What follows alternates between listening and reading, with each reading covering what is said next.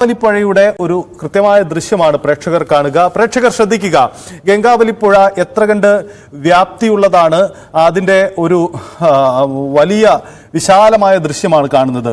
നമ്മൾ സാധാരണ ഒരു പുഴയിലേക്ക് ഒരു വാഹനം പറഞ്ഞാൽ കണ്ടെത്താൻ എന്താ വൈകൽ എന്ന ചോദ്യത്തിന് കൃത്യമായ ഉത്തരം ഒരുപക്ഷെ ഈ ദൃശ്യം നൽകും. കാരണം ആ പുഴയുടെ ഒരു സാഹചര്യം അതാണ്. വളരെ വീതിയേറിയ കുത്തൊഴുക്കുള്ള, പ്രത്യേകിച്ച് ഈ മഴ ശക്തിപ്പെട്ട് കഴിഞ്ഞപ്പോൾ വലിയ ശക്തമായൊരു പുഴയാണിത്. എനിക്ക് മനസ്സിലാക്കാനാവുന്നത് ഇത് അപകടം നടന്ന ഇടത്തിന്റെ എതിർവശത്ത് നിന്നുള്ള ദൃശ്യമാവാനാണ് സാധ്യത. അങ്ങനെയെങ്കിൽ അത് എത്ര കണ്ട ഒരു വ്യാപ്തിയിലേക്ക് അത് പോകുന്നു എന്നതാണ് നമുക്ക് കൃത്യമായി തന്നെ പറയുന്നത്.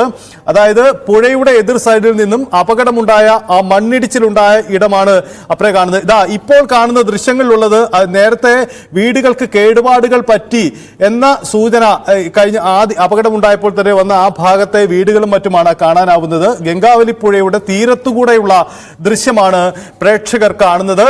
ഇതുവരെ വരാത്ത ഒരു ദൃശ്യം കൂടിയാണ്. ഗംഗാവലിപ്പുഴ ഈ ദേശീയപാതയുടെ സമീപത്തുകൂടി കടന്നു പോകുന്ന ഗംഗാവലിപ്പുഴ കേന്ദ്രീകരിച്ച് ഇപ്പോൾ അന്വേഷണം നടക്കുമ്പോൾ അതിന്റെ ഇരു കരകളിലുമുള്ളവർ ഇപ്പോൾ ആശങ്കയോടെ ഈ തെരച്ചിലിന്റെ ഭാഗമായി അവിടെ നിൽക്കുകയാണ്.